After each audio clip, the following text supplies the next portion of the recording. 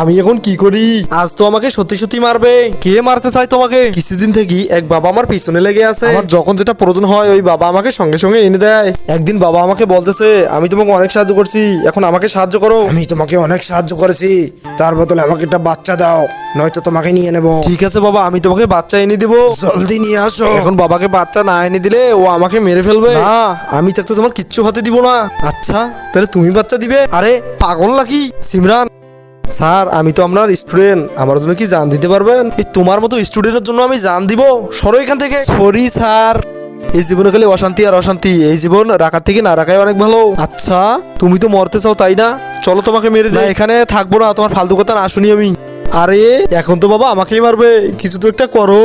বেটা আমাদের সাথে চলো, চকলেট দিব। মাম্মি, আরে বেটা দাঁড়াও। ওখানেই থামো, আমার বাচ্চা কই? বাবা এই যে তোমার বাচ্চা। নেই, এখন তোদের দুইজনকেই মেরে ফেলবো। কি?